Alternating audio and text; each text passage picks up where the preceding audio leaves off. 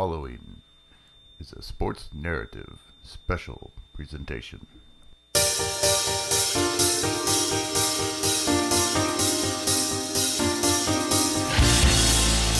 And the pick is finally in. It's currently being brandished by some walkie-talkied individual, taking it up to the commissioner's podium. A big, humongous pick. Now, to find out whose name is on that card, here is the commissioner, ready to make history.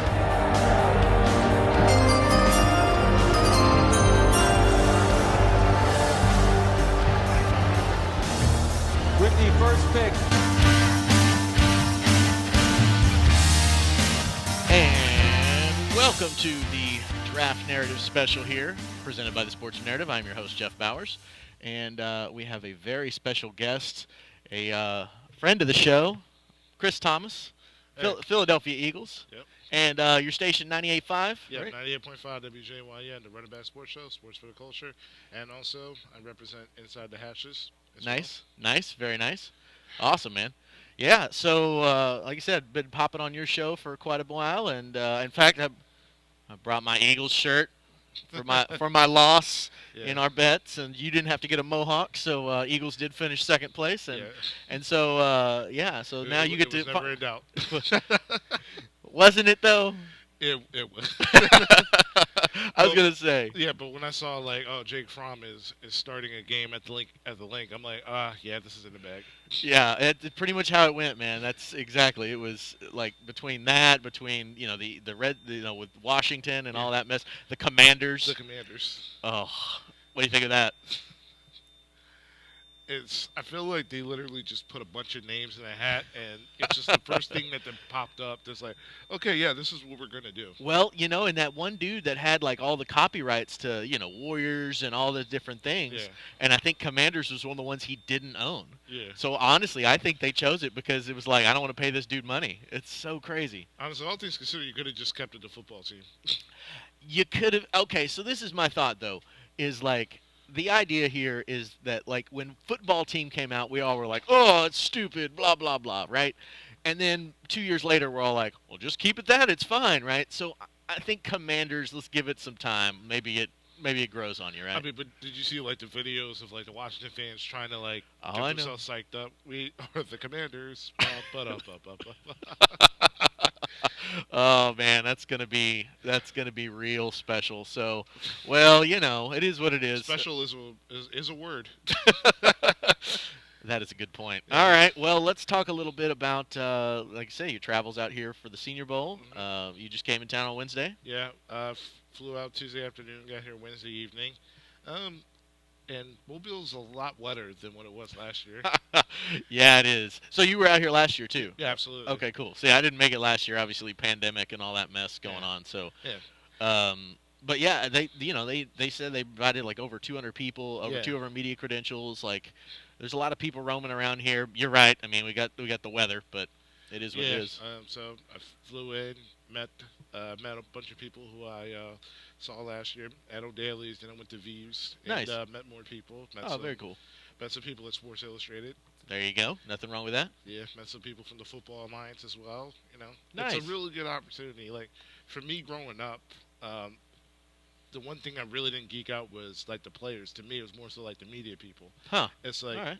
But in Philadelphia, it's you got your Mark Zumoff, who I'm going to be interviewing next Friday. Oh, that's awesome, dude. Who was the Philadelphia's play-by-play guy for over 30 years. Yeah. We got Merrill Reese, Ray Denninger, a bunch of also local writers like Derek Gunn and Ruben Frank. So those are the guys I really gravitate more towards the players. I mean, the players are cool. Right. But it's this is what I want to do for the rest of my life. So getting advice and, making sure that, hey, I'm not just a guy I'm going to be your peer.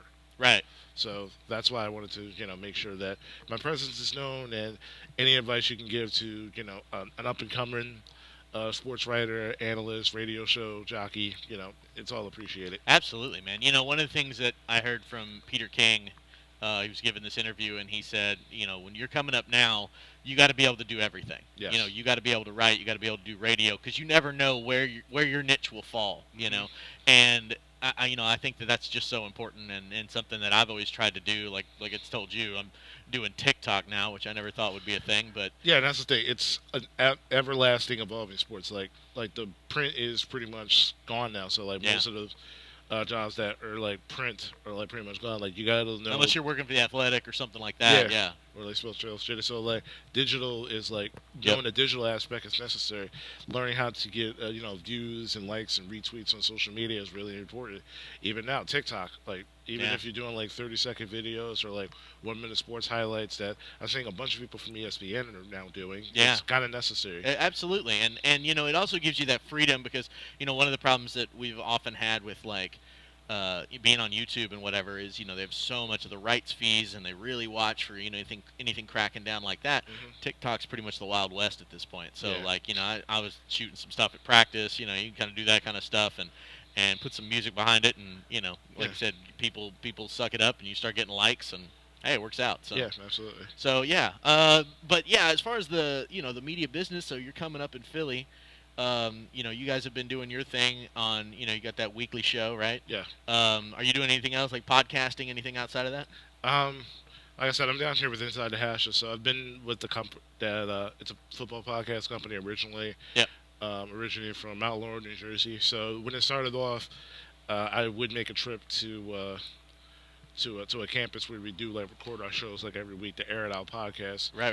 And like I would write. I still do player interviews to this day. That's pretty much the extent of pretty much what I do for like Inside the Hashes.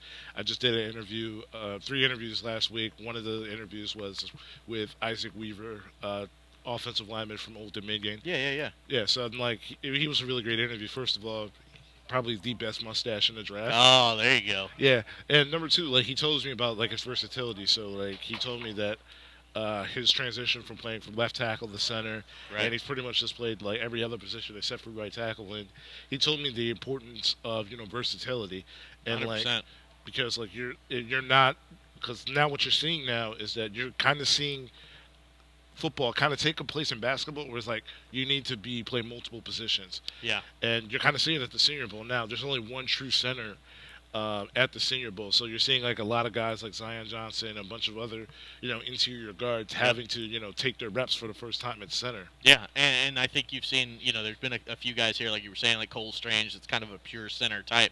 But Dylan Parham, who stepped in for the other side, or for the national team, man, and the Lions, that dude, he's made himself some serious money because after Linderbaum in this draft, there's almost nobody. Yeah, there's like a massive like tier drop off. Yeah, I mean, the Notre Dame kid didn't look that great this year, and you've got Lidstrom and with Boston College, but like you said, Zion taking snaps at center, and if he can do it, man, I think that would be huge for him because I think he's a second round grade type of guy anyway. Yeah. At least as a guard. Yeah, and one thing about Philadelphia is that Howie definitely loves his offensive lineman. So if he can get like a Zion Johnson, then I feel like then at that point they're a lot more confident moving Leonard Dickinson back to center. Yeah, and I think that's something where okay, so let's just talk Eagles then. Let's just jump right into it. So obviously you're sitting on the first 3 picks. We have gone round and round on your show about Jalen Hurts. Yeah. He's got the ankle surgery. Look, I think you guys are going to stay with him, right? I think for better or for worse, I think you'll stay with him. Now, here's what I would have said, and if I'd come on your show, is the first thing I would have said is the second that Josh McDaniels got that job in Oakland or Vegas, I would have said, hey, I'll give you Jalen Hurts and one of my firsts for Derek Carr. Because he's always wanted that mobile move-around quarterback. He tried to get Cam there and Cam back with the Patriots. He's, drafted Tebow famously.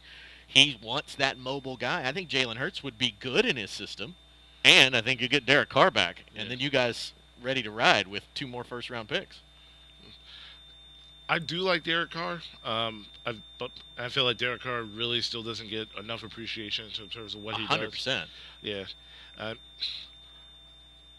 But yeah, I feel like if they are going to go veteran quarterback, I feel like they're going to swing a lot more into the the top 10 as opposed to just like the 10 to 15 that kind of where Derek Carr is. So let's assume, based on what's happened this week, that Malik Willis is gone. Okay. Because I don't think there's any way he gets past Washington at 11, based on what I'm hearing. Yeah. He could go as high as Carolina to 6. Yeah. You Malik know. Willis is like the worst kept secret now. And this is the thing. Don't play him in the first year. He's not ready. Oh, absolutely not. If you put him out there now, you're going to ruin him. Yeah. But if you wait a year, if you sit him behind a veteran, if you let him build up that, I think he does have that ability. Now, obviously, only 6 foot tall. He's got the wheels and all that. You see a lot of, in practices this week. I don't know if you watch much of that, but I did. You see that, when it's not there, man, he wants to bail out and run as soon as he can, and he doesn't want to hang in that pocket. Yeah, but also at the same time, it's like the one thing that really took me away from that practice yesterday. Yeah. Is that half the American team went to him like when they were doing those quarterback drills. Oh yeah. That just shows to me that he's a likable guy, and he's a guy that they feel like, oh, this guy can galvanize a football team. Yeah, and that's really, it's something that I always watch for when I come down here to the Senior Bowl is they always talk about the alpha, right? Yeah. And look, all of these quarterbacks are alpha males. Like, they've all been leaders of teams. You hear like some of the Cincinnati guys talking about Desmond Ridder and how they're ready to go to war with him, all that type of stuff. Mm-hmm. But when you get a group of alphas together, the guy, the way I heard Colin Cowherd famously say this, which is, you got these 6 big personalities, and they're all sitting around. They say, hey, let's get a pizza. Who's the guy that makes the phone call? Like, who's the guy that actually does it? And that's the big guy, right? And I think Malik Willis has really kind of become that here. Mm-hmm. Pickett just doesn't have that personality.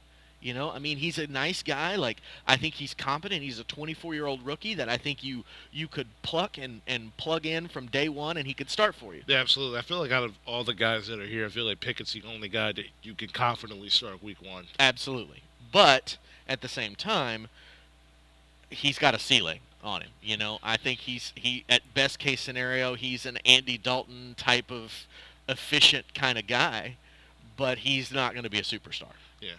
Honestly, if anything, I would go one further. Like we talked about Derek Carr, I kind of feel like that's the Derek Carr of this draft. Maybe, and I just don't quite see the arm talent as much. It doesn't quite pop out of his hands, and obviously you're talking about the hand size and all that stupidness. But it did matter a little. Like when it was pouring rain on Wednesday in that practice, like he seemed to be guiding the ball a little bit more than just letting it rip, and I think that's a thing, right? He's wearing the glove, the whole bit. I was impressed with Carson Strong more than I thought I would be. He's always kind of been the 6th of these 6 quarterbacks. But, the first couple of days, the dude looked good. Welcome to the club. Well, there it is. Yeah. Yeah. I think a lot of the mobility questions were with the knee injury that he struggled with this year. Now, he ain't fast by any stretch. He's got to be a pocket passer. But the thing I liked about him, especially in practices, running that Jets offense, is, instead of just immediately throwing to the check down like Kenny Pickett was doing when pressure came, he would roll a little bit, and he doesn't cork it. He wasn't afraid to let it rip, and the downfield accuracy was impressive. Yeah, and the one thing that I've tried to, I watched more of his film last night about this past season. With him wearing the knee brace, the guy still threw for over 4,000 yards, 36 touchdowns, 8 interceptions. But then when he watched the Senior Bowl, the knee brace is off, and it's like it's night and day when it comes to his ability to move around. So he's doing legitimate rollouts and just letting it uncork. Yeah, the mechanics on him on the move though wasn't great. That's where I think the accuracy issues kind of popped up for me. And like I said, I think he's got the arm talent, he's got the smarts. I think he's a real level-headed kid. I think people will play for him. So all of that's great. Yeah. I think it's just a matter of, I think he's a guy. I heard somebody compare him to like a Gardner Minshew. Ooh. And I was like, all right. Yeah. Maybe that's damning with faint praise, right? Yeah, but speaking of Carson Strong, when I read reports that when Howie and company were down here, they actually interviewed him, and the interview went well. Nice. And I was thinking about it, and I'm just like, oh, okay. Because all the stuff in terms of the downfield stuff that what the Sirianni wanted to do in terms of their offense. Yep. You could kind of do it then with Carson Strong because of the natural arm talent that he has to push the ball down the field. Right. Like those throws that Hurts missed in that Tampa Bay game, and I watched that game. Like Wes Watkins was open several times throughout that game, especially downfield. Yep. Hurts just left the pocket, and then by the time he went back to that read, it was just way too late. you saw a little bit of that with Malik Willis and some of the practice, especially some of the red zone stuff. Is he's looking right and he never comes back to left. The dude comes wide open on one of these slant routes, but he's trying to bail out to the right. And it's just that tendency of being able to process in the pocket and really, like, for some quarterbacks, they get the happy feet, they get jittery and they want to move around. For those guys, they have such legitimate skills running the ball that it's almost like first read's not there, I'm going to default to that. And you've seen that out of a lot of things. So yeah, but in regards to my Carson Strong comparison, like I told my crew last night, I'm like, imagine Mac Jones, because Mac Jones has the footwork and everything else that people loved, especially Belichick, because I felt like Mac Jones was inevitable going to be a Patriot. But like it did seem that way, didn't it? Yeah. So just imagine Mac Jones' footwork with Joe Flacco's arm. Yeah, that's true. And I think that is, like I said, I think now, does he last to the second round for you guys?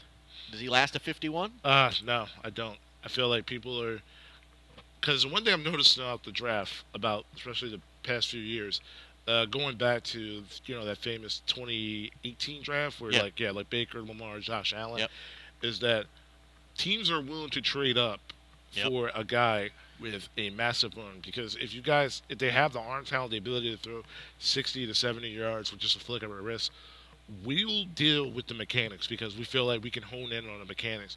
We can't teach you how to throw far.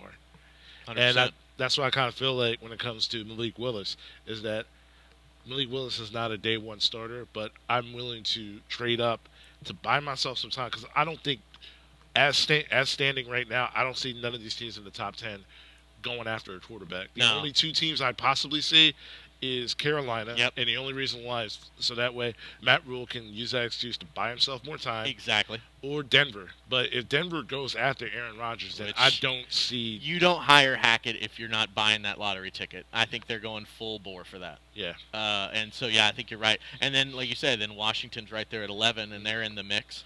Yeah. But then, as you look down the list, obviously the Steelers, maybe the Saints... there's a couple other teams in there. If Tannehill ends up jumping ship, the Titans might be in business. But the back half of that draft, the back half of the first round is when you see, it's when they trade, the Ravens trade up for Lamar Jackson. You want to get that 5th-year option, and so are you willing to put a little draft capital on the table to trade up to get back into the first round from 51? That's going to probably cost you at least a 2 and a 3 or something like that. Yeah, because when I'm looking at this draft, I feel like Willis is probably going to be the first off the board. And then, like, second is probably going to be Pickett, because you want that. Right. A team like Washington is going to want that day one starter. Exactly. As opposed to just rolling it out with Taylor Heineke once again. Yep, exactly. I think. And then 100%. At that point, it's like you got your Matt Corral, who I'm not that big of a fan of. He's got Baker Mayfield written all over him. Yeah, he kind of does. Like, and he worries me. Like, if you're telling me your best skill is running the ball and you're, 6 foot and 190 pounds or something, like. And it's like you're not as dynamic in terms of like as Willis or even a Desmond Ridder in terms of running the football and the ability to change direction. Yeah. So I'm not sold on that. And then after that, it's like, okay, if Strong falls into like one of those 3 Eagles pick ranges, then I feel like. Oh, really? You'd pull the trigger on the first round? Yeah, because you want that 5th-year option, remember? That's true. Now, would it be something where you'd entertain maybe trading back? But then you might miss him, because like I said, the Steelers might need somebody. I mean, there's... Yeah, because if you're not going to trade for a veteran, let's just say everything stands pat, you get yourself a veteran wide receiver, to help out, to strengthen up your wide receiver core, because Jalen Reagor's unplayable at this point in every aspect. Oh, man. That hurts. That pick hurts. It still does. Oh. They were desperately trying to trade up to get CD Lamb. Yeah, I know. That year. Yeah. Yeah, but they didn't want to get that second-round pick. But, the funny thing is, that second-round pick you didn't want to bargain for, that ended up being Jalen Hurts. Yeah, good point. Yeah, but at that point, it's like, if you would have fielded Carson Wentz with a CD Lamb as opposed to a Jalen Reagor, maybe he would have fared a lot better. Maybe he might still be there, yeah. Yeah, but hindsight's 20/20. Yep. But, yeah, I would be interested, because you're not going to have as much ammunition to go out and get a quarterback like as opposed to this year. Even if it's for trading a veteran quarterback, or even trying to convince yourself that, okay, if we get him or we could trade up to get a Malik Willis, because we can afford to sit him behind a year and watch Jalen Hurts. If Jalen Hurts doesn't pan out, then we already got Malik Willis already in the system. All right. So would you be willing to give up, let's say, let's call it 15 and 19, to move up to 4 with the Jets, to make sure you're ahead of the Giants and Carolina and all that? You don't want to trade with the Giants. Okay. I mean, nobody wants to trade with the Giants. Yeah, but you're slick there talking about the Jets. I don't know what you're talking about, sir. Yeah, that's a nice lunchbox we got there. Yeah, I appreciate that. Would you be willing to give up 2 of those 3? To string it either a Willis or a Strong? Yeah, I mean, lock in. No, I'm saying to lock in Willis. Like, you're going to 4. You're taking the first quarterback off the board. And see, this is the other part. Now, nobody can handle the quarterback controversy like Jalen Hurts because he's done it literally his whole career. Yeah.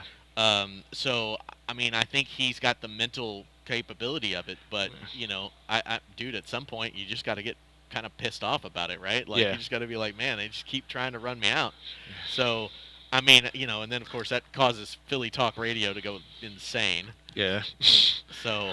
Yeah, but don't get me wrong. I like Jalen Hurts. I feel like he has a natural leader, which very few quarterbacks just have that ability to gravitate an entire locker room. Right. Because I've never seen, even Donovan McNabb during his second year didn't have the entire locker room ready to go to war with him like Jalen Hurts did. 100%. Yeah, but in the end, just because you're a nice guy doesn't mean you're a franchise quarterback. And that is very, very true. So, all right. So but like I said, if the plan is for Jalen Hurts to retool the defense, I'm perfectly fine with that. But the worst case scenario, you kind of find yourself like being in the Miami Dolphins situation. Yeah, exactly. Like you improve the team, but you make a wild card spot, you lose again.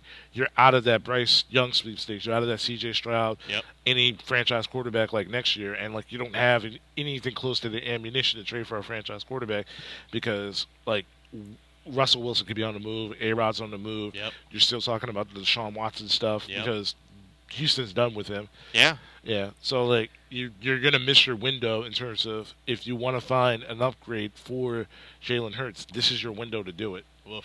Yeah, it's going to be interesting. All right, we're going to come back to the Eagles. Yeah. Which you mentioned the Dolphins. Let's talk about the Flores thing, man. Because what a mess that thing is. Yeah. And, I mean, he's just taking a flamethrower to the NFL. And maybe rightly so. Yeah. I mean, it's the whole Rooney Rule thing. Like, we've all, like, it's the, we all know it was a sham type of thing, right? Yeah. In a lot of places. Not always. And, okay, so I'm going to throw you 2 options here and let you run with it. Okay. Option 1 is, with the Rooney Rule, you have that option to go in there and kill it in an interview and get a job that you may have never had a shot at. Mike Tomlin. Yes. Right? And we've seen others do that.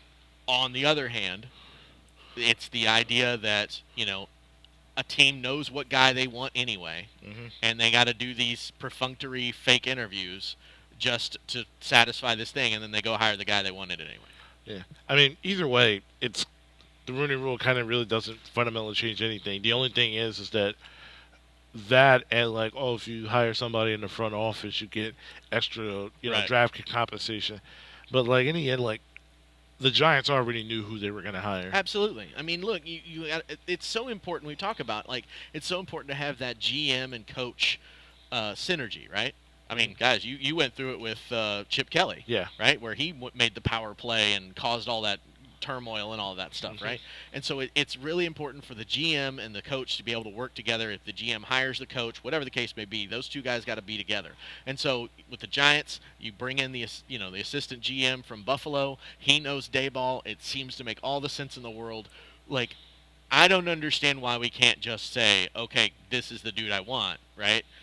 At the same time, I think you then have you look at it in the if you step back and you say, there's basically right now 2 minority coaches, if you count Robert Saleh here. Yeah. And you just start saying things like Ron Rivera too counts. Yeah, I guess that's true. Yeah.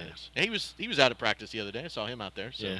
Yeah. But then you had like the whole Byron Leftwich situation in Jacksonville, where again he makes a power play, basically trying to run Trent Baalke. I don't know if you know this story, but I've read about it. Yeah, where he's trying to get Adrian Wilson hired and wants Baalke fired, which who doesn't? And then of course they hired Doug Peterson today. Your thoughts on that? I'm happy for Doug getting the job there, number 1 overall pick. But I got a bad feeling that they're not going to heed your advice and they're going to take Evan Neal number 1 overall. I tell you what, I'm still hearing, my boy Dane Brugler here still has Ekwonu going number 1, and I could see that too. I think when that dude runs and they see him at the combine, I think his agility and all that stuff, that's the thing about the top of this draft is none of these guys are perfect. Aidan Hutchinson, who's everybody thinks is going to be number 1. He's a guy that I think is kind of favorable to like a Kris Long type. Yeah. That you guys had in Philly there at the end. Mm-hmm. Pretty good guy, nice leader. I think he'll do good things, but he's not a difference maker. He's just kind of a guy. He's not a Bosa or TJ Watt. You're starting to hear people kind of sour on Kayvon Thibodeau. They're worried about, how much he loves football and all that type of stuff. Hey, if he falls to 15, I'll take him. Yeah, that's what I'm doing. If he falls to 4, I'll take him. So, yeah, I'm feeling you on that. But, you start to hear those types of things. Yeah, and I heard the same thing about, a bunch of mock drafts, like Kyle Hamilton's, falling out of the top 10. Which, it's a safety, but at the same time, dude, he's more than just a safety. Yeah, he arguably might be the best overall football player in this class period. Yeah, and the same thing about Derek Stingley Jr. Also, he's fallen out of favor as well. Yeah, I think what was the guy I was just trying to look up? What was the Kansas City safety? Tyrann Mathieu? No. The one that was drafted real high. Jesse Sorensen? No, and he had Eric Berry. Berry. So I was there that year at the draft, and we're sitting there, and of course, because I think that was the Eric Fisher. Yeah. Yeah, and so you had Fisher and Jokel go off the board, and you're like, whatever. Eric Berry gets drafted, I think, with the 5th pick or something, and I was like, that's the best dude in this draft. Just from being around him. Oh, yeah, I remember that draft. I wanted Earl Thomas so badly, but we ended up taking Brandon Graham. But in a way, it kind of worked itself out. Kind of worked itself out. Earl Thomas had some great times, but that ended rough. Yeah. Yeah, he kind of flamed himself out pretty bad. Yeah. But the top of this draft I think is so fluid. I think you're going to see some crazy picks in the top 10. Like you said, Carson Strong could be a top 10 quarterback, and nobody would have said that before now. I think you could see Jermaine Johnson, a guy who shined here, the Florida State defensive ends, get that high. I'm just trying to have him fall into the teens. Okay, so I'm making you the GM. Okay. We're firing Howie. I'm making you the GM. Oh, sweet. We got 15, 16, and 19. What are your picks? Ideal scenario. What do you want? Using all of my picks? Yep, using all your picks. Okay, 15. I feel like if Stingley falls, I'm taking him at 15. Interesting. Because Stingley, or what about Sauce Gardner? I don't think Gardner. You don't think Gardner would be there? Yeah, I think Gardner's top 10. All right. Yeah, and I think Stingley, the injury questions, some of that stuff. Look, if he works out, he's Patrick Peterson, right? Yeah. But yeah, I think that'll be okay. So Stingley at 15. Okay. 16. Let's see. I'm gonna go Jermaine Johnson from Florida State. There you go. All right. We need a pass rusher. Our defensive line is getting seriously old. Our second best pass rusher outside of Josh Flett is a 35-year-old Brandon Graham, who I love, but he's coming off an Achilles tear. And you're going to let Derek Barnett walk, right? Yeah, absolutely. Yeah. He's not worth. He's just never quite lived up to the hype. Yeah, and I liked him. I'm like, okay. I did too. I'm like, ooh, this guy broke Reggie White's records. This got to mean something. But the only noteworthy thing he did was recover that Brandon Graham strip sack. That's true. It's a good point. Good play. But but yeah, he's never really been able to show up and be that difference maker where you're like you said, Josh Sweat steps in and immediately you're like, wow, this guy's got something, Yeah. So all right. That's why I'm kind of hoping for with Jermaine Johnson. Also Florida State was transferred out of Georgia because that Georgia defense is like, how are you ever going to get on the field? Man, no doubt. And he went to Florida State, and he absolutely killed it. Florida State was not good. And, man, he killed it out here, too. I got to talk to Devin Canard, the linebackers coach for Detroit, and he was raving about the guy. He's like, man, I was like, dude, you had him, dropping back into coverage. And he's like, yeah, he's never done that before. And he was out there just just killing it. Yeah. Him and Enigbare, the South Carolina kid, who, to me, Enigbare reminds me a lot of like DeMarcus Lawrence coming out. Big body, not a bend the edge guy, but man, the hands and the strength and the functional to play that strong side defensive end. Like, I think he's great. Okay, so there's our first 2 picks: Stingley, Johnson. What about 19? Is that Carson Strong for you? Yeah, that's Carson Strong for me. There you go. Okay, so then you didn't take a wide receiver. The idea for me is that we pick up a veteran wide receiver. I don't think a rookie kind of helps. And you got youth there, already. Now, do you think Rager, if you put him in the slot? I want to put Rager in a trade package. Yeah. I just don't.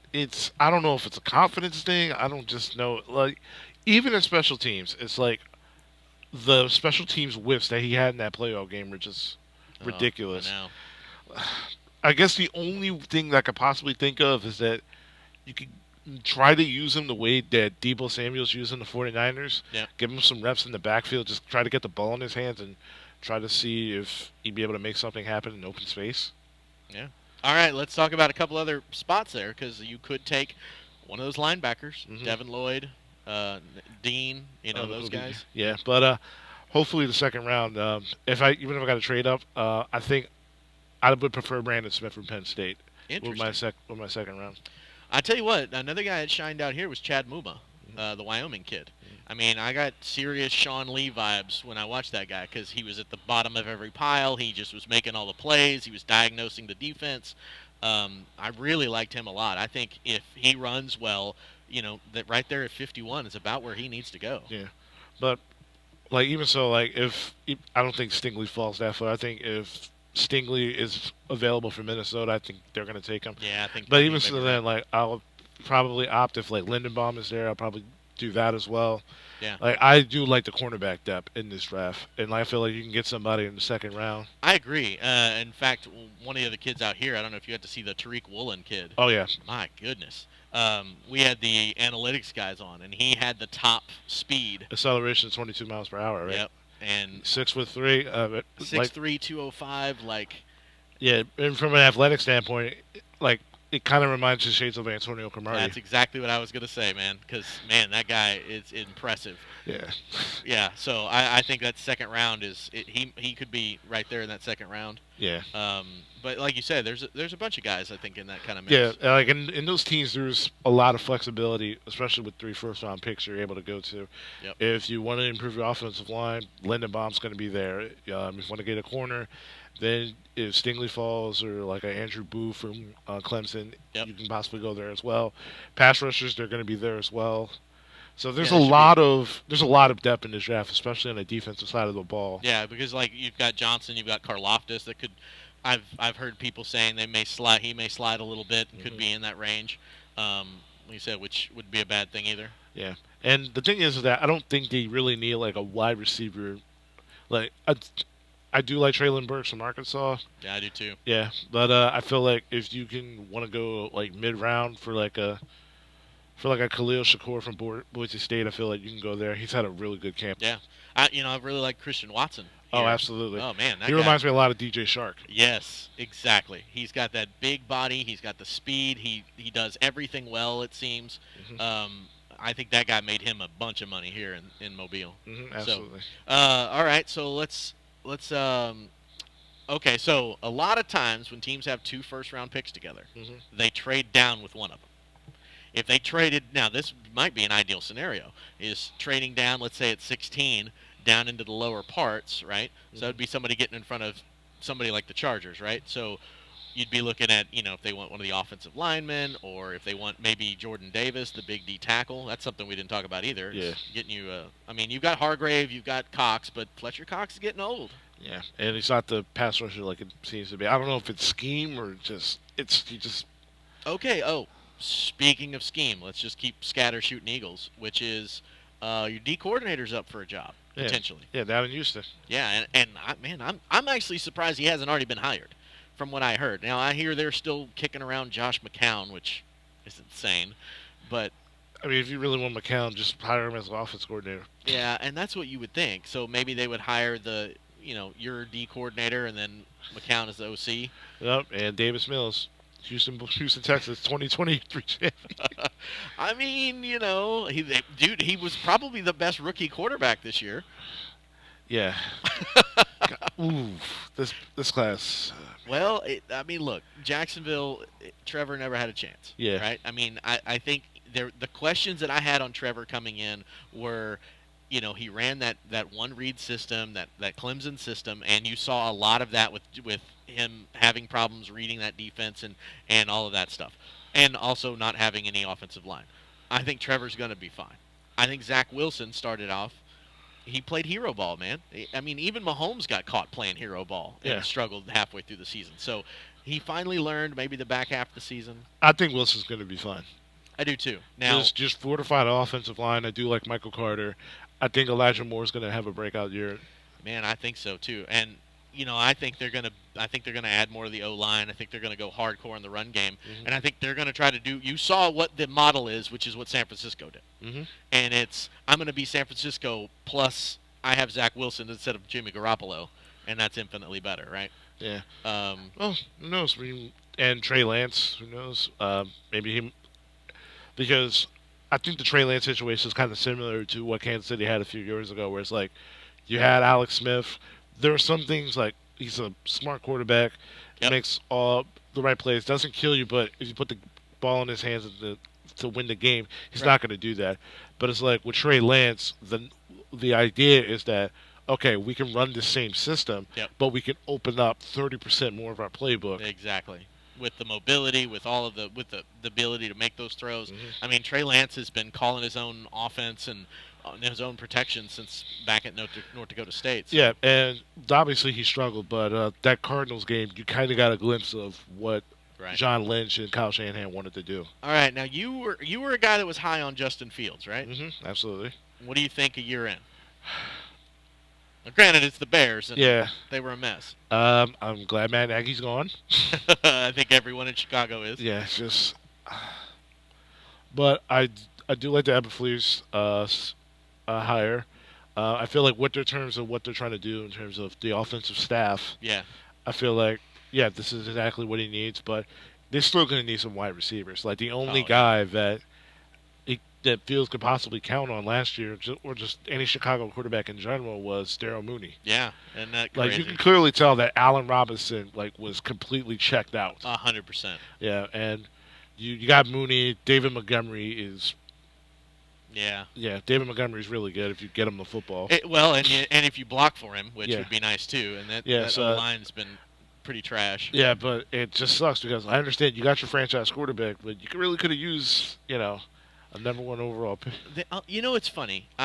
Like you talked about the Bears and Eberflus. I'm a huge fan of Eberflus because I've know him from back when he was with Dallas. I thought that's a guy who's going to be a head coach. He's coached on both sides of the ball. He's got that ability. Like, yes, that's a guy who can make that work. And in a vacuum, I like Matt Eberflus as a head coach, but I don't know if I like him for Chicago because you're going to switch schemes, obviously. Because he likes to play that basically. That 4-3 kind of man coverage, old school scheme. Well, where does Khalil Mack fit into that? He really doesn't.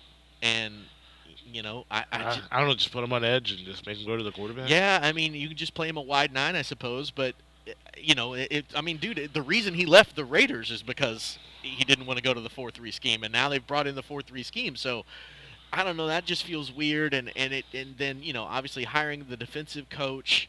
I know Chicago wants to bring back that defensive, the defensive scheme, but for me, I thought hiring an offensive coach and then hiring Vic Fangio to be my D coordinator would have been ideal. Yeah. Bring him back, let him get back in the system, and run this thing back. But Yeah. But I feel like Chicago's probably hitting like a soft reset. So yeah, it's kind of what it feels like. It's weird. Yeah, so maybe you might not see Leonard Floyd back. Maybe they might shop him, and maybe they quietly might shop Mack as well. Yeah, maybe. I mean, you said because they don't have draft capital to exactly. They just burned it all up. Yeah, they don't have enough to fix the offensive line, to give Justin Fields another wide receiver or two, and they're still going to need some help on the back end because they're super young back there. Right. Yeah, and that's what I mean. They've got so many holes to fill, and in a division. But that division could be wide open. Yeah, absolutely, especially with Rodgers being Exactly. gone. If Aaron Rodgers bolts, the Vikings are kind of in major transition. Who knows if they're going to bring Cousins back, and then the Lions. I mean, it's there for the taking. We've got a couple of divisions like that. You look at the NFC South too. Now that Brady's gone. Yeah, and the AFC South also. Yeah, I mean it's just wide open. Now, I mean, because like you said, Tannehill could be gone, and I mean for the Titans, maybe that's a good thing. Yeah, but I also heard that Aaron Rodgers is also buying some land down there also. So maybe A-Rod goes into Music City. Oh man, that would be insane. I mean, maybe. I mean, look, it's Aaron Rodgers. Who knows? Yeah, you got to think this was a #1 seed with Ryan Tannehill. Yep. So you're asking him to.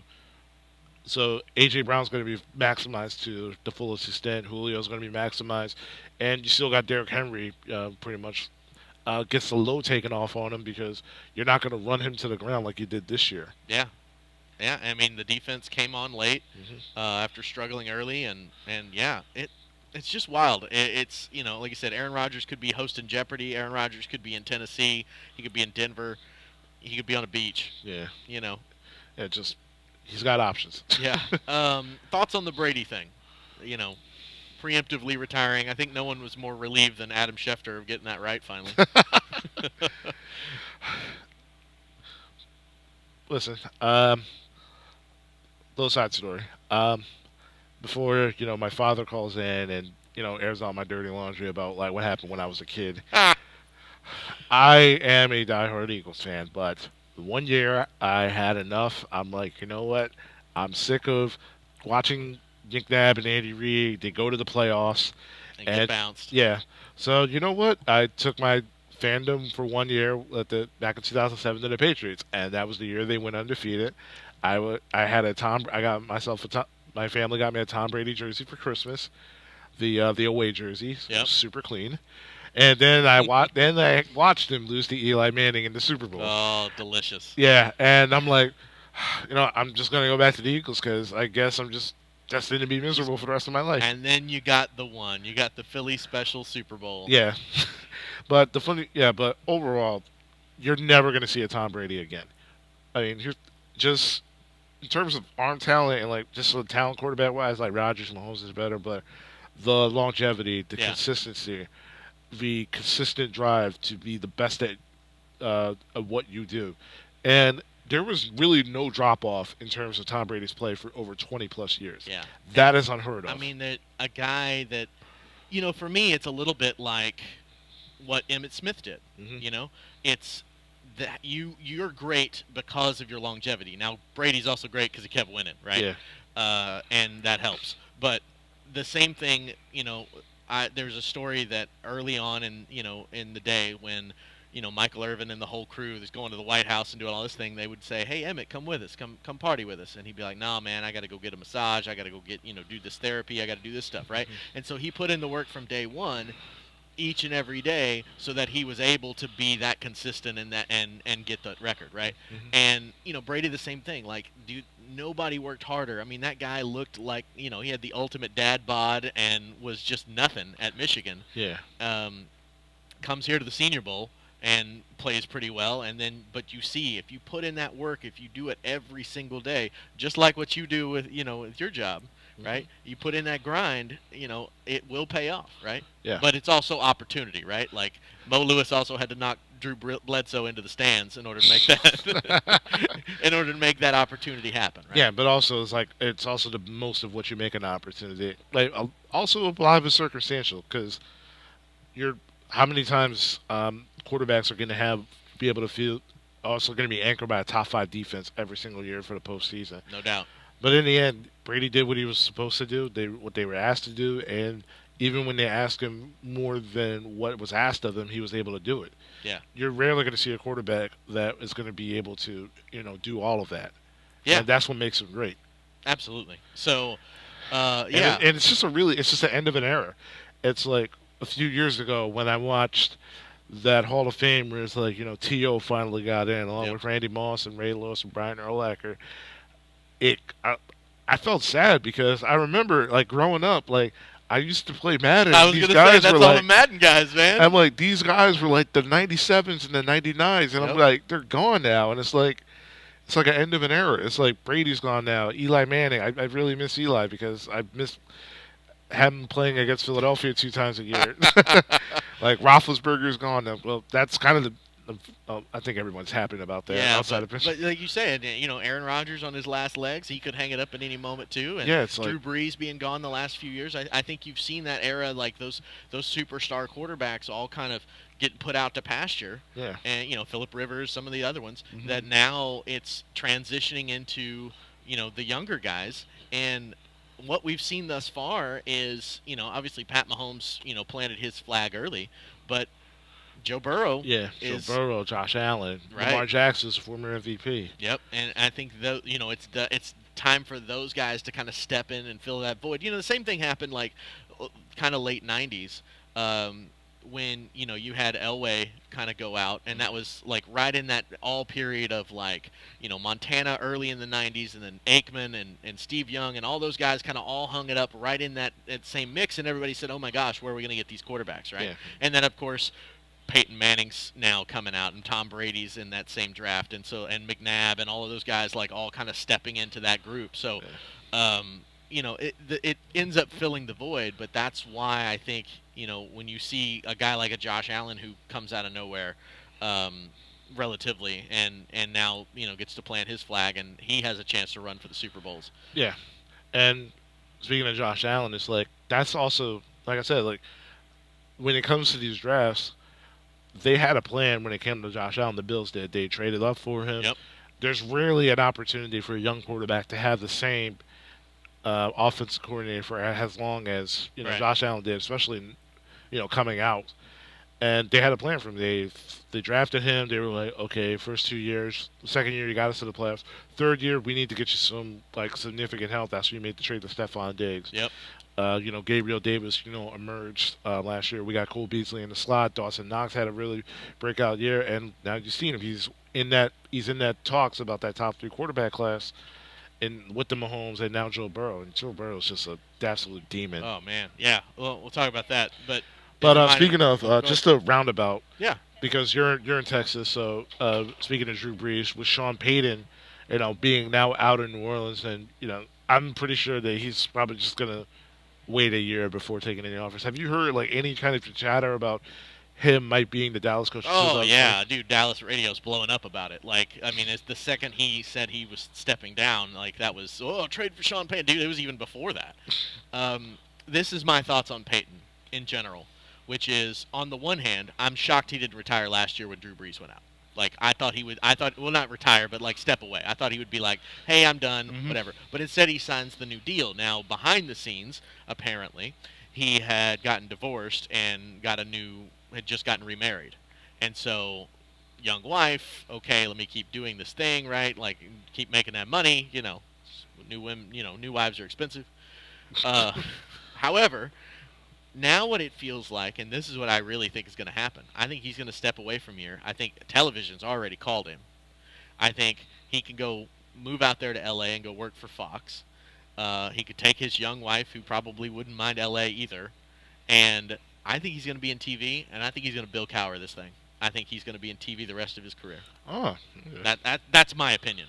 Obviously, Dallas radio's just been blowing up about getting Sean Payton and how the axe is hanging over Mike McCarthy's head and all of this stuff. And, it already should have been, but it's crazy. Now, I will say, it's a boon for them that Dan Quinn didn't take a job, because Dan Quinn was the best part about that team and the way he coached that defense. And the Dan Quinn defense is what it is, right? It's opportunistic. It makes turnovers. It can make very disruptive plays, and also you can run for 300 yards against it if you have the right team, right? We saw that with the Broncos and the Raiders and San Francisco. But who runs the ball like that? Nobody in the division. Now, you guys might be able to, like we talked about the first time. Why isn't Jalen Hurts running read option every single play against the Cowboys? Because you could kill them doing it, but they didn't really do that. So is Miles Sanders going to be the answer? Are you guys going to add another runner? you have to add another runner simply because I don't think Jordan Howard's going to be back. No, And, I agree. And you can't keep bringing him. And I just feel so bad for him because he was really good in Chicago. He's not a bad running back at all. No, but not at all. I just feel bad that whenever Miles Sanders, he will get hurt. There's no question. Yeah, and then we just like, oh, hey, Jordan, so we were joking about that cut. So can you come back once again and try to save our season? Uh-huh. It's been that way for the past 3 years, and like I feel really bad for him. But I'd love to see Gainwell get more run. I mean, he did right there at the end of the season. Yeah, I think he's good. I don't know that he's. Yeah, I like Gainwell. I like him in third down packages, but Right. I prefer like a kind of like a tougher runner. Yeah. Like on at least like the first 2 downs. There's a ton of runners in this draft that I think would be really good. I mean, you could probably get Haskins in the 4th, 5th round. Yeah, I like that. Yeah, I watched some plenty of Michigan. Yeah. Especially during that Ohio State-Michigan game where He was great here the first day. He Yeah. came up with a bum ankle and he went home. But Yeah, I like him. I like James Cook also. Yep. Brian Robinson, he definitely stood out for me in that last practice. Oh yeah, that's a guy. I mean, and obviously in the championship game where he was the only thing Alabama had left. Yeah. After the injury, and so, that's another guy that could be on your radar is that Jameson Williams, Yeah. Alabama kid. With the injury and all of that, like there's a chance that lets him slide enough, especially if he traded back or did something like that. Yeah. But do you think he's going to completely fall? Is this something where you have to put a first-round pick on him, or is like? I think so. Yeah, I think somebody will take a run at him. I mean, you look at the back half of those teams of, looking at your Kansas Cities or something like that, where they say, hell yeah, let's do that. We don't have that many needs. Let's go. And a guy like that with Tyreek, good Lord, that would be stupid. Yeah. Hey, you got Kelsey Mann in the middle. Exactly. So yeah, I mean, or a team like Arizona, somebody like that wants that next playmaker. Yeah, and I feel like he'd be perfect in Arizona because you watch the Cardinals' offense without DeAndre Hopkins. It was night and day. Yeah. I mean, that team was undefeated with Hopkins, and then he goes down and it falls apart. And I mean, that's absolutely the line in the sand you can draw right there. Yeah. So, yeah, it's going to be interesting. Or a team like Green Bay, because you could try to. Well, and are they going to bring back Devontae Adams? Yeah. I think he goes with Brett Favre. With Aaron Rodgers. I think he goes with Rodgers. Yeah, that's what I'm saying. You can give Jordan Love, that potential wide receiver one. You still got Amari Rodgers potentially running the slot, and yeah, I feel like this is going to be a year. I think they're going to be preparing for life after Rodgers and Devontae. Oof. They're still going to. Jordan Love did not look good. Yeah. I mean, I think Green Bay fans are going to be real sick of that guy fast. Yeah. So, man, that's. I don't know. What do you think it is? He's just not good, or is it the scheme, or? Well, I would say now maybe they can build a scheme for him because obviously you're running the Aaron Rodgers offense, right? And he's not built for that. He's built for more of a read option, get him moving. That's what he did in college. I think that would be his best bet. So all of that seems to just make sense. However, maybe you can build that scheme for him, but man, I mean, I don't know. Or maybe he just doesn't have it. Maybe he wasn't worth the pick that they took him at. Yeah. Because that happens too, right? Yeah, and not to mention you're playing after Aaron Rodgers, so it's like you Favre had to follow up Rodgers, even all the controversy involved. He still got them a Super Bowl and the multiple MVPs. So it's like it's going to be a kind of a tough act to follow. But it's a little bit like what happened with Brady and the Patriots. When you have a guy like Brady, it covers up a lot of holes. Mm-hmm. And the second that he leaves, oh crap, we're a 7-9 team, right? Because you were always a 7-9 team. You just had Brady who got you 10, 11. Yeah, exactly. Got you 10, 11, 12 wins, and that's the difference in a guy like that. I mean, we've seen the years when Aaron Rodgers goes down, man, those Packers win 4 or 5 games. And so I think that, that overall, I mean, for example, Kansas City's a really good team. If you had Alex Smith instead of Pat Mahomes there, let's say they didn't make that trade, they're a Midland, 9-8, 8-9 type of team. They'll win a division on occasion. Right. And they'll bounce around in there, but that's not going to be that much of the difference. Mm-hmm. And so, I think that's when we talk about with franchise quarterbacks and so my rankings for quarterbacks always go franchise guys, the guys who make your team better demonstrably. And then you have a group that I always call bus drivers. And it's broken up into plus bus drivers, like guys that are really good, but they need a good team around them. And then you have bus driver guys that are just like, hey, I could win a Super Bowl with him if I have a really good team around him. Jalen Hurts, right? Maybe Jalen Hurts could be a plus bus driver at one point, but he'll never be a franchise quarterback. It's just, I mean, that's just there's levels to it. Right. Dak Prescott is a guy that I always said he's a plus bus driver quarterback. Like, he makes good plays, he can make your team really good, but is he a guy that can take a bad team and make them win? And I don't think that's true. Yeah. Especially now with the ankle injury, but even before, I thought, you had to have this immensely talented team and that dude driving the bus in order for that offense to be what it was. Yeah. By the way, on the one hand, bringing back Dan Quinn is great for the Cowboys. Bringing back Kellen Moore is terrible for the Cowboys. That dude, his red zone alone should get him fired. Yeah. I'm shocked, and I was shocked he was going to get a job. Like, no way. Okay. Ball's at the 10-yard line. You got 4 plays. Who would you rather have calling your plays? Kellen Moore or Steve Sarkisian? Oh gosh, Sarkisian a million times.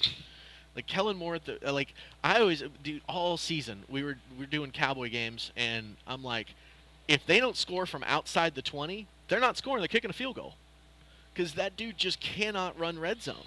And I don't know what it is. I mean, you've got the talented players. I mean, other teams do it. I mean, other teams can run a quick, dig and out and hit a little guy or roll the quarterback out or whatever. But they're doing quarterback sneaks. They're doing 4 times reverses. Like, what the hell is this? Like, why? Don't trick it up. Just run it in there, Yeah. It's crazy. I don't know, man. It's going to be fascinating. I know Dallas, all the talk there is, obviously figuring out if they're going to pay Randy Gregory, figuring out the O-line, because that thing was a hot mess. Yeah. And so, and then, you're going to lose Dalton Schultz, most likely. Yeah. Which Michael Gallup's probably gone as well. Yep, I think Gallup is definitely gone. Just because they don't have the money to pay him. So I think they bring back Cedric Wilson, and he's their slot, and there you go. Which is fine. Yeah. But the problem is when you hand out all these big contracts to Zeke and other guys. But speaking of Cedric Wilson, I was a little, when I heard the news that Reggie Robinson wasn't going to be here, I was a little disappointed, because when I watched him, and then when I watched the comparisons, they saw Cedric Wilson. I'm I see a lot. I see a good amount of that in there. Yeah. A couple other guys here. So we just talk about some Senior Bowl guys that I thought stood out. Travis Jones, the defensive tackle the nose tackle from UConn. Dude, that guy's a beast. Yeah. I thought he's been really great. Perrion Winfrey, the Oklahoma defensive tackle as well, and then Nick Farrell, the LSU D tackle. Like, D tackles have dominated this week. Yeah. On both teams. I watched Logan Hall. Did you get to watch any of him in practice? No. Okay. So 6'6", big, huge guy out of Houston. When he gets his motor running and he can hold people off and he can dominate. I just don't see the motor consistent, Yeah. I just see him as a guy that sometimes he just kind of fades. Yeah. But another guy do I also like from Arkansas, John Ridgeway III. Oh, yeah. Yeah. Ridgeway, yep.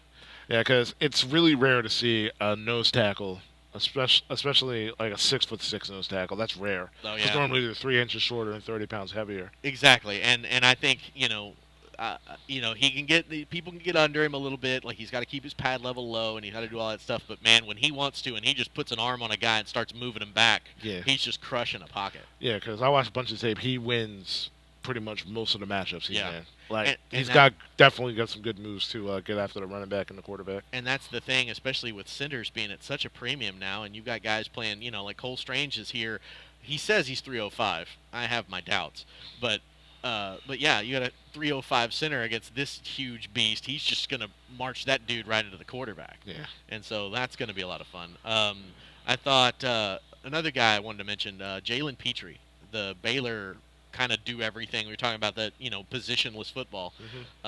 He was playing in the slot. He was playing corner. He was playing safety. He's playing some linebacker, nickel linebacker stuff. That dude moving around, I think he's a chess piece that I think is going to get drafted maybe second, third round and be impressive. So A couple other guys like that. There was the two kids from Nebraska, JoJo Doman and Cam Taylor-Britt. JoJo Doman is a converted safety to linebacker, and kind of the Keanu Neal type of guy.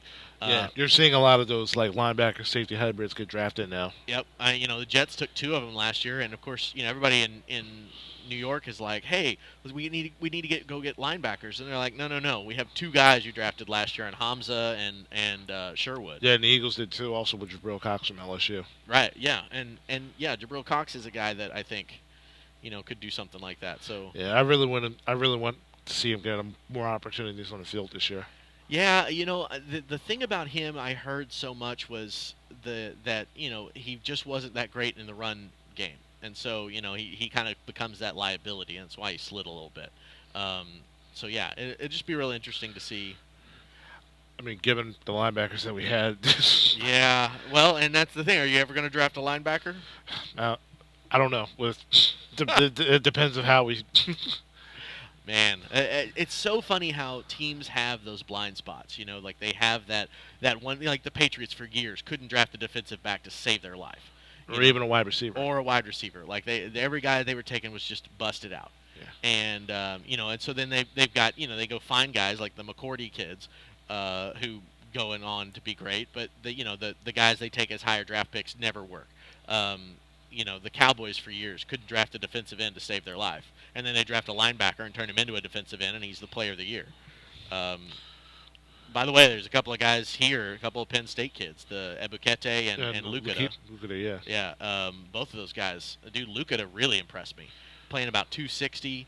Yeah, but my thing is it going to be perfectly fine as a linebacker or just as a pass rusher? Well, see, this was a funny thing about Micah Parsons. Like, when you really break down tape, so Micah Parsons as a pass rusher was stupid, right? Like, he was stupid good.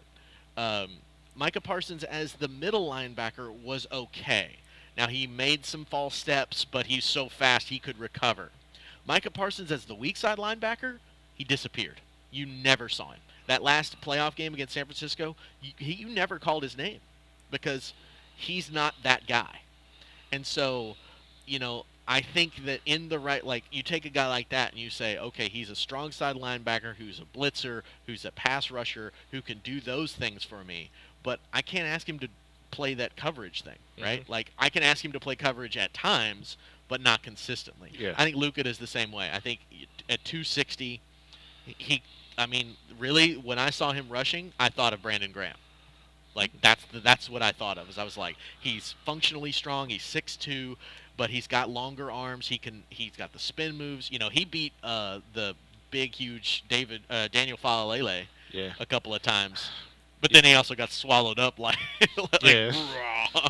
So, yeah. But speaking of Falele, I don't think this Senior Bowl thing did him like any favors. No, I worry about the bend.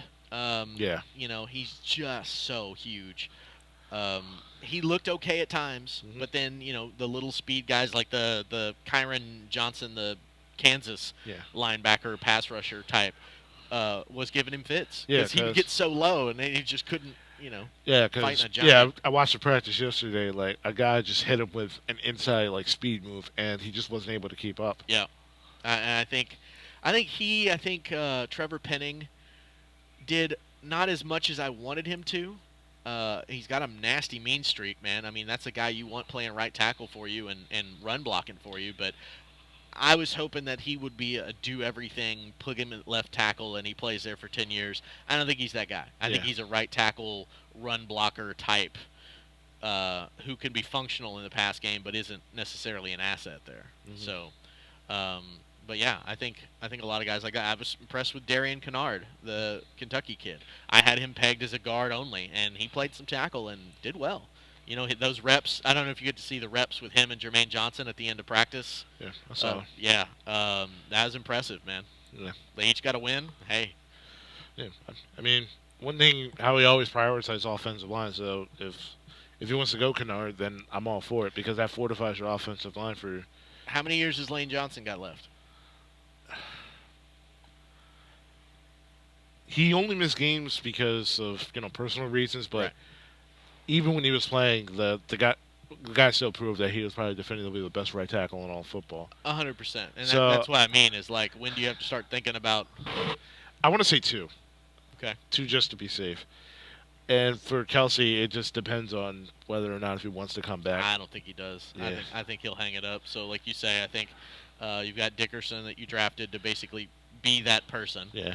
And it's like, as long as we got Jeff Stoutland, I'm confident in this offensive line. yeah, and because- obviously Brooks going away too. Yeah. And then you got the Samoan kid at left tackle. Yeah. What about Dillard? Is he ever going to do anything? I feel like they're going to trade him. He Interesting. needs a fresh start. Yeah. Because I think the worst thing that happened to him is just like his confidence got shot. Yeah. Because in his rookie year, he looked really good against Chicago going up against Khalil Mack, and that was probably the highlight of his career. 100%. But the one thing that killed him was Lane Johnson didn't play. Like, he was a last-minute scratch. So they didn't have that much. They didn't have anybody to replace him. So they moved Dillard to right tackle, and he got absolutely killed against Seattle. Yeah. And ever since that, that's been the negative thing that people got in their minds. It was like, oh, that's Seattle game. I'm like, playing left tackle and right tackle is completely different. Yeah, and I mean, obviously, he's a pure left tackle only. He was a guy, and I think too, I think he would serve much better in more of a zone blocking scheme where he could use his athleticism and length and all of that. But you asking him to power block, man, he's just not that guy. Yeah. And the one thing that I kind of liked for a little bit in spurts was when Lane Johnson wasn't there, Mulata moves to right tackle. I mean, Yeah. Mulata's not that as good as he is on left tackle. Right. But getting the opportunity to see, Dillard do some reps at left tackle, it was good to see. But I mean, getting a lottery ticket like a rugby player who can then actually play, because we've seen a few guys like that come through and have a chance, but it's never actually worked out to the way like that. Yeah, but there's definitely going to be people who are definitely going to be like, okay, fresh start. The guy's on the last year of his contract. Yep. You still have that 5th-year option, I believe, with him. So I feel like you can get like a mid-round pick for him. I feel like that's to save you some money. And I think that's a good idea. And I mean, the league, there's tons of teams that are desperate at left tackle right now. So absolutely. Yeah, but your Jets aren't one of them. So Kinda. I mean, look, they put Becton on notice. They said here at the Senior Bowl, they said, look, he's not guaranteed left tackle. That George Fant, they're going to compete, and best player gets it. Because, I mean, Becton really struggled last offseason. All through, Carl Lawson was just owning him in practices until he went down. Yeah, and that's also another thing. Like, in the practices, he was like, Dillard was not that good. He got bullied constantly by Josh Sweat. And that was the thing, dude. Becton was getting beaten like a drum, and then you're like, okay, well, maybe it's just practice and he'll be better. Yeah. And then he wasn't, and you're like, oh. So, and then when they put George Fant there, he was functional, like not great, but functional. Yeah, that's what I was trying to. Yeah, that's what I was trying to do. I'm like, it's practice. Like, some people are better, are practice Exactly. warriors as opposed to like real games. Kind of like Jamar Chase. Like Jamar Chase in preseason, he was dropping balls, and Yeah. everybody was like, "Oh, haha, you should have drafted a left tackle. You should have drafted Penei Right. Sewell." Obviously. Now look where they are. Yeah. All right, let's talk about that. It's a good way to end. Super Bowl prediction. I was wrong on both games. I was too. Yeah, but I could go stereotypical and be like, I just hope both teams have fun. That's But yeah, perfect. but I'm really happy for Matthew Stafford. I'm not a Lions fan, but like seeing him being in an ideal situation where he can use his talent as opposed to like trying to bail out a bad team, like trying to bail out the Titanic every week is Yep. so good. But meanwhile, it's like Joe Burrow. It's like the guy has been through it all. Like he had the game-winning drive against the Raiders. Yeah. He got sacked 9 times in the Music City against Tennessee, and his demeanor never changed. He never Nope. faltered and got them to a game-winning field goal. I mean, shout out to Evan McPherson also. They just Oh, nailed man. that. They just nailed this year's draft completely out the park. 100%. I got to talk to Cameron Dicker, the Texas kicker that was Yeah. here, and I talked to him about McPherson, and he's like, man, sometimes when you're just feeling it, man, you're just in the zone. Yeah, and when they went 21-3 in Kansas City, I'm like, oh, man, this game might be over. But, Yep. Joe Burrow just had enough resolve to, get them back in it, and they won it. I've never seen Joe Burrow lose a big game. It's kind of like the Patrick Mahomes thing, where I originally picked the Chiefs, where it's like I've seen nobody but Tom Brady beat this kid in the postseason. Yep. Until I prove otherwise, I might see it. I'm kind of down the Joe Burrow train now. It's like until I see this kid lose, I'm probably going to be rocking with the Bengals. The thing about it for me is, it's that Bengals defense, it can be had. Yeah. But it's also that opportunistic. It reminds me a lot of that Saints defense when they won the Super Bowl, right? That they just get the right play. Jesse Bates. Yeah, exactly. They just he's going to get paid play. this offseason. Oh, absolutely. My goodness. If the Bengals let him go, they're dumb. Because, he would get all the money. Yeah. Von Bell also is really... Yeah, I mean, like I said, what you've seen with them do with that secondary, because, they lost William Jackson III. They go and get Chidobe Awuzie from Dallas, and he's been functional, and it's... Even Eli Apple. Yeah, dude, isn't that amazing? Like, that guy keeps popping up in places. Yeah. You've seen, they lose Carl Lawson, they add Trey Hendrickson, and it just kind of seems to flow. Sam Hubbard took that next step. Exactly, and so I think that, it's a team that, look, and Matt Stafford will throw you the ball. There's no doubt about that. Like Stafford, there are times when that Rams team is absolutely dominant and amazing, like the first half of the Bucs game, and then the second half they're hanging on by their fingernails and really almost had no business winning that damn thing. If not for a complete meltdown by the Bucs defense. 0-0. Yep, and that's what I think you're seeing with these two teams is the Rams, top to bottom, is the better team. Yeah, but they also will make mistakes. Absolutely. So I think if I was putting money on it, I would probably still say Rams. But if the Bengals won, I wouldn't be shocked. Yeah, and you got to think like that. The Rams defense, especially the star power alone, right? It could definitely neutralize the Bengals offense. But Joe Burrow is just an ice cold assassin. The problem is that I think, and in fact, if you want to make a bet, because betting on the Super Bowl is kind of dumb. But I bet you get pretty good odds to get Aaron Donald as your MVP, and I could see him doing that. Yeah. If he dominates that game and sacks Burrow 9 times all by himself. Yeah. But the big thing is that people talked about Joe Burrow during that game, but I think the X factor in this Super Bowl is definitely going to be Joe Mixon. Because Joe Mixon was the reason why that not only they were able to hang, for that big part of the first half, but also that comeback as well. Yeah. His ability to catch out of the backfield, their ability to run. And that's also why I'm going with Cincinnati. Because if worst come to worst, if they're going to run the football, I trust Cincinnati in terms of running the football on a more consistent and effective basis than opposed to Cam Akers. Yeah. No, I think 100% on that. And, that Rams O-line is okay, but not great. Yeah. They're not gonna be running people. Yeah. High scoring, low scoring game. What do you think? I'm gonna go because I like Sean McVay from just okay.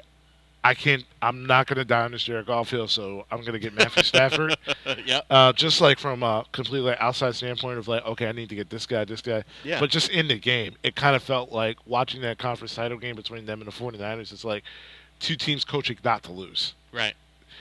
But I feel like it's going to be high scoring. If I had to say, I'd probably say 30-27, Evan McPherson walk-off. There you go. That sounds good, man. I dig it. Well, on that note, let's get on down the road here. So thanks, Kris. Thank you. Absolutely, brother. Check him out, 98.5. WJYM, Red Best Sports Show, Sports for the Culture, every Tuesday from 4 to 6. There it is. Find that. You can find all of that stuff